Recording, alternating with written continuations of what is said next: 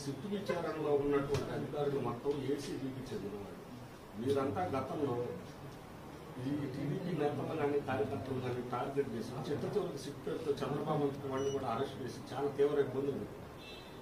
ఇలా వీళ్ళని ఎందుకు పెట్టారు? దీంట్లో రిటైర్డ్ జడ్జెస్ కానీ వీళ్ళెవరిని ఎందుకు పెట్టలేదు? అదే నేను అడుగుతుంది. దీని మీద ఉన్నటువంటి వీళ్ళందరినీ నియమించింది ఎవరు? దీంతో పాటు ఒకటి మీ ఎస్పీ నిన్న జరిగినటువంటి పోలీస్ రిక్రూట్మెంట్ లో గుంటూరు జిల్లాకు చెందిన ఒక సిఐ, అతన్ని స్పెషల్ బ్రాంచ్ సిఐగా ఇచ్చారు. అతను గతంలో కూడా ఒక మంత్రికి ఒక ప్రధాన అంచరుడి కంటే ఎక్కువగా ప్రవర్తించాడు. అతన్నే ఇప్పుడు ఎస్బీసీఐగా నియమించారు.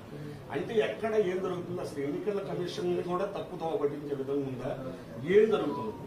ఈ మొత్తం కూడా చీఫ్ సెక్రటరీ కన్సర్నల్లో నడుస్తా ఉంది. ఈ రోజు కూడా అదే చీఫ్ సెక్రటరీ ఈ రోజు కూడా కంటిన్యూ అవుతా ఉన్నాడు. రాజేంద్రనాథ్ రెడ్డి గారు డీజీపీగా మారొచ్చేమో గానీ తర్వాత డీజీపీ అపాయింట్మెంట్ లో కూడా వీళ్ల హస్తమే కదా. ఈయన ప్రపోజ్ చేసిన వాళ్ళు ఈయన పంపించిన ప్యానెల్లోనే కదా సెలెక్ట్ చేసింది. ఈ రోజు సిట్ లో కూడా వాళ్ళు ఎవరైతే పంపించారో వాళ్లే ఇచ్చేశారు.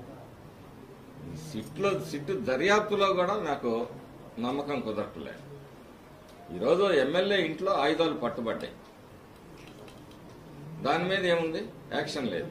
ఎమ్మెల్యే పారిపోయాడు. ఏమి మీరు పట్టుకోలేరా ఎమ్మెల్యేని? ఎందుకు పట్టుకోలేకపోయారు?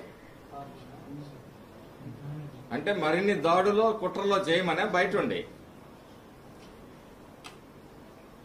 ఏది జరిగినా ఈ రాష్ట్ర ప్రధాన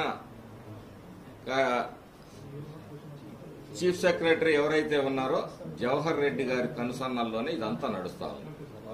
ఈరోజు కొత్తగా సిట్లో వేసినా, డీజీపీని మార్చినా, మిగతా ప్యానెల్లో ఎస్పీలని మార్చినా అదంతా ఆయన కనుసన్నల్లో జరిగిన విషయం.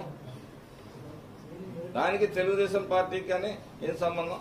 ఏదన్నా అంటే ఎలక్షన్ కమిషన్, చీఫ్ సెక్రటరీ వీళ్ళ లెవెల్లో జరిగినాయి.